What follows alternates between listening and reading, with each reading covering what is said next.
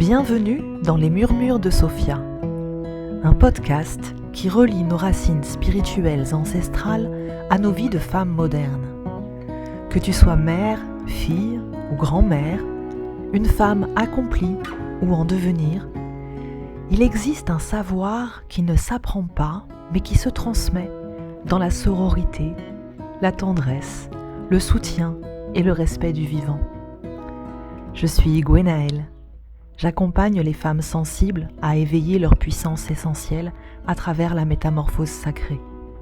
Cet espace est un fil d'or qui transmute le réel avec clarté et profondeur. Entre avec moi dans ce cercle.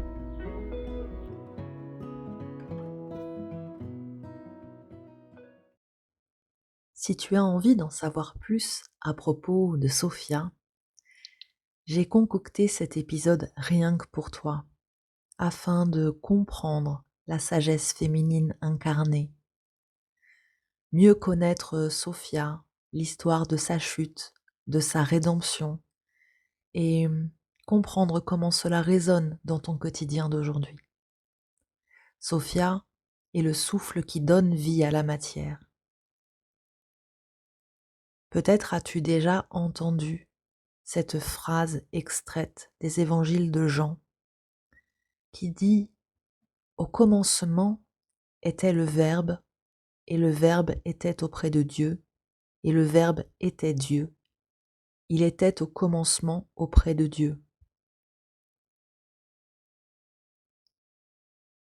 Ça a l'air un petit peu abstrait, un petit peu obscur, parce que dans la traduction en français, on parle de verbe.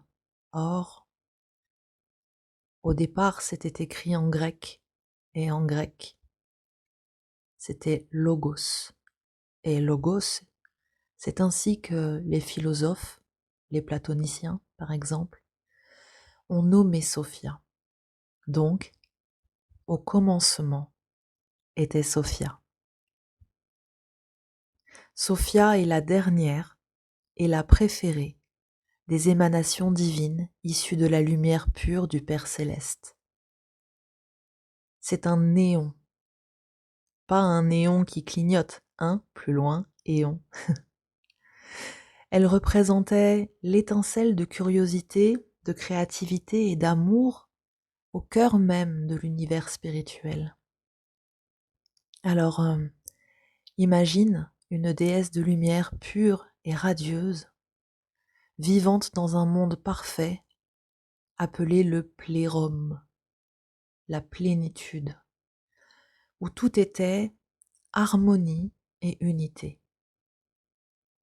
Dans ce plérum, Sophia était la pensée divine en mouvement, celle qui donne forme aux idées.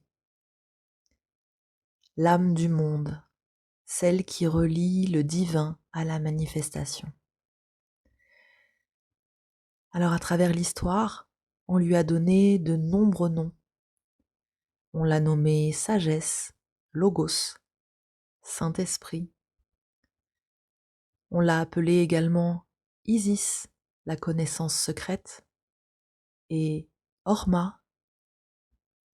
Et tout comme le yin complète le yang, Sophia était le côté féminin du divin, à la fois la compagne du Père Céleste, cette étincelle de sagesse divine qui émane de lui comme sa propre pensée, et l'âme complémentaire du Christ, Christos, cette force féminine qui, avec lui, guide les âmes vers la lumière.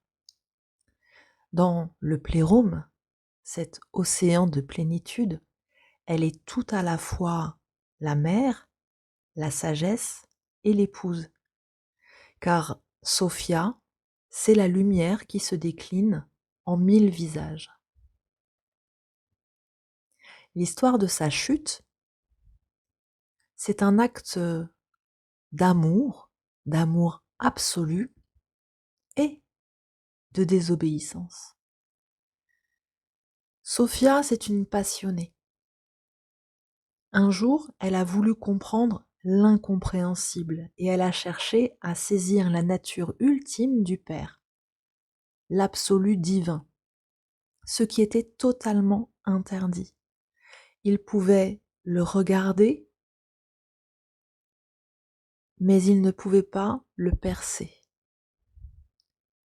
Et Sophia, poussée dans ce désir impétueux de connaissance, s'est élancée hors de l'océan de plénitude pour pouvoir contempler l'inaccessible. Puisque elle était la dernière création du divin, elle était juste à la limite du périmètre qui avait été dessiné par le Père. Et dans ce geste à la fois héroïque et tragique, sa précipitation et son désir de tout comprendre l'entraînent dans une chute vertigineuse. Et elle perd l'équilibre, elle perd son équilibre intérieur. Et sa pensée devient désordonnée comme une vague qui déborde. Elle confond la lumière divine et son propre désir. Et de cette confusion, cette pensée trouble, où on dit aussi cette passion, ce pathos, Sophia a engendré une entité imparfaite.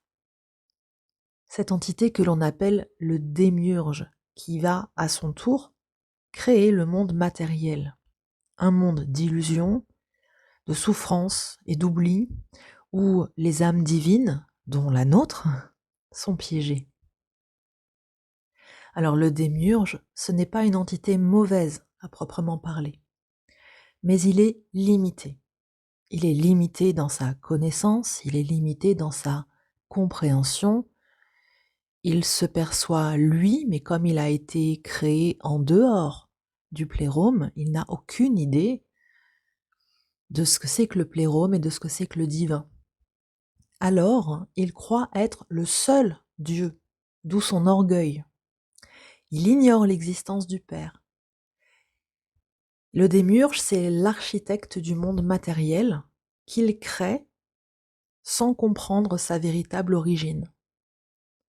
Et c'est ainsi qu'on a une création matérielle un petit peu désordonnée, qui n'est que croissance, mais une croissance imparfaite.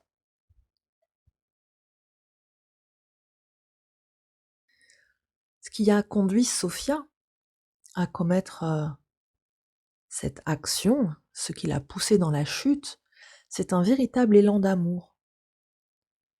C'est un petit peu comme une petite fée clochette totalement émerveillée, qui trouve que tout est parfait, tout est absolument merveilleux et, et généreux et qui ne connaît pas la dualité, qui ne connaît pas le risque et pour qui finalement la transgression est juste un élan d'aller vers celui qu'elle aime par-dessus tout. Elle voulait connaître le Père divin parce qu'elle l'aimait plus que tout. On dit donc qu'elle a osé aimer au-delà des limites. C'est une transgression. Sa chute n'est pas une faute, c'est un acte d'audace. Parce que elle a voulu tout embrasser, même l'inconnu. On dit que elle s'est retrouvée piégée dans les ténèbres de la matière, très loin de sa lumière originelle. Elle a longtemps pleuré. Elle s'est repentie. Elle a imploré la miséricorde divine. Elle a chanté des cantiques de repentir, des chants si poignants. Je peux t'en lire un extrait et ça peut peut-être résonner avec des choses que tu te dis parfois. Pourquoi, ô mon Dieu et mon roi, m'as-tu ainsi abandonné? J'ai cherché ta lumière et les ténèbres m'ont enveloppé.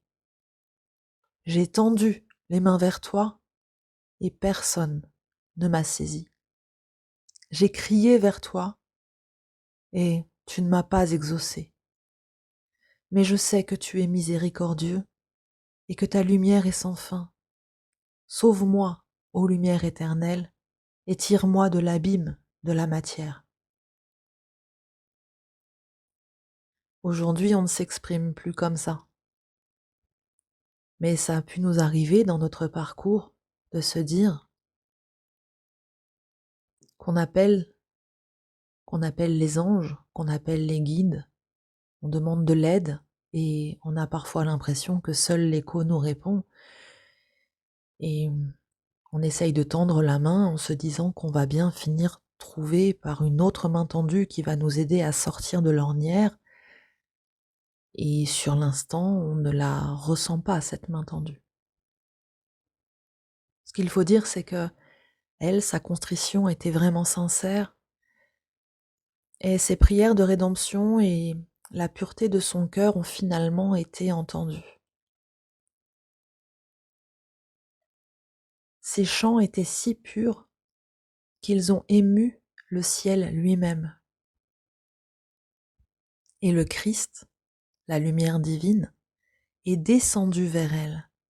Il lui a tendu la main et il lui a révélé les mystères, les mots sacrés, les symboles cachés, les chemins secrets pour remonter, pour rentrer vers la source.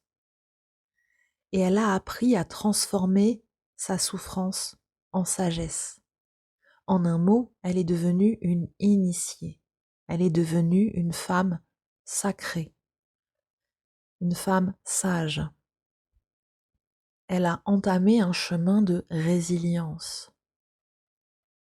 Sophia a compris. Elle a compris que sa chute n'était pas une fin, mais le début d'une nouvelle histoire. Parce qu'en tombant, Sophia avait semé des étincelles, des fragments de sa lumière, éparpillés dans la matière et dans chaque être vivant. Et puis bien, ces étincelles, ce sont nos âmes qui portent en elles le souvenir de la lumière. Et c'est comme ça qu'elle est devenue la mère cosmique, celle qui veille sur nous, celle qui nous rappelle au plus profond de nous-mêmes que nous ne sommes pas de ce monde, que nous sommes des enfants de lumière. C'est la raison pour laquelle on dit que Sophia, c'est la spiritualité cachée dans la matière. Elle est à la fois la déchue et la rédemptrice, celle qui nous rappelle que le monde, malgré ses ombres, contient une part de divin. Aujourd'hui, son rôle est plus que jamais important, puisque nous sommes très nombreux à être en chemin, à être en recherche, à être des chercheurs de vérité, des chercheurs de lumière. Et Sophia, c'est cette sagesse qui nous guide. Elle est à la fois la voix intérieure qui nous pousse à chercher, à questionner, à aimer au-delà des apparences. Elle est aussi la mère des chercheurs de vérité, ceux qui, comme elle, osent dépasser des limites pour trouver la lumière. Elle incarne le féminin sacré, cette force de création, de compassion, de réconciliation entre le ciel et la terre, l'esprit et le corps. En fait, ce n'est pas du tout une déesse lointaine. On n'a pas de statue de Sophia qui pourrait la représenter. Parce que Sophia, elle est en toi. C'est cette part de toi qui sait, qui aime, qui cherche à se souvenir de qui tu es vraiment. Donc bien sûr, c'est un thème ancien, puisque on en trouve des traces pour la première fois plusieurs centaines d'années avant Jésus-Christ. Ça a été un sujet d'étude, notamment pour les gnostiques, pour de nombreux philosophes. Mais plus je me penche sur ces textes, plus je m'aperçois qu'elles ressemblent vraiment à cette sagesse intérieure, à cette guidance, à cette voix qui murmure parfois les bonnes solutions, les bonnes compréhensions. Et puis, plus je m'aperçois que finalement, dans notre monde moderne, on est très très très proche de ce mythe, de cette histoire. Parce que dans le fond, cette histoire, elle nous parle du risque de l'orgueil spirituel. Tu vois, même une entité divine peut se tromper en voulant savoir trop et trop vite. Elle prend des raccourcis. Elle s'en mêle les pinceaux dans la pensée. Peut-être qu'elle manque de discernement. Et puis, l'origine du monde matériel, pour les gnostiques, c'est un accident cosmique. C'est né d'une erreur de la sagesse divine.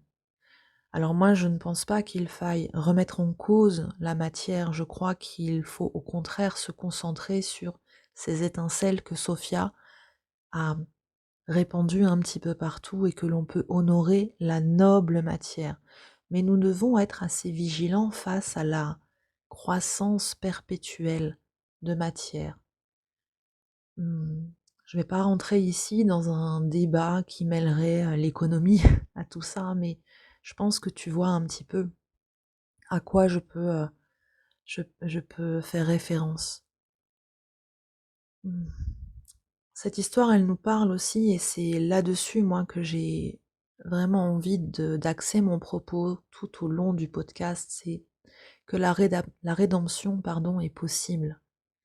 Sophia, en se repentant, corrige son erreur avec l'aide du Christ.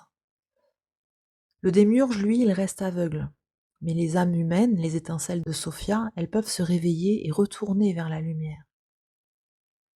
Alors, ça ne veut pas dire qu'il faille passer sa vie à se flageller, à demander pardon à tout va, mais quand il nous arrive des choses dans l'existence, des choses difficiles, on oublie très très souvent de s'accorder à nous-mêmes le droit à l'erreur, le droit au pardon, le droit à l'oubli. On oublie que nous sommes venus pour apprendre sur cette planète qui est comme une école pour les âmes. Et c'est vraiment le message qu'elle nous glisse dans ses compréhensions. L'idée, c'est pas de s'accorder de la douceur et d'être dans l'ego et d'être dans une forme de narcissisme, mais c'est de pouvoir s'accorder un amour véritable en lien avec la lumière.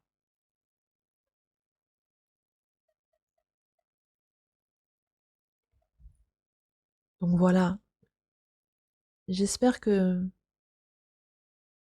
cet épisode a résonné pour toi, que ça te permet de mieux comprendre qui est Sophia, parce qu'on va en parler souvent, fréquemment, longuement, et que je suis convaincue qu'on ne peut pas parler du féminin sacré, qu'on ne peut pas parler d'une vie incarnée, qu'on ne peut pas parler d'un chemin de sagesse, d'un chemin d'éveillé, en faisant omission de son amour et de ses enseignements, et surtout, surtout, de sa présence quotidienne, continue auprès de nous. Merci de m'avoir suivi, et je te dis à très bientôt.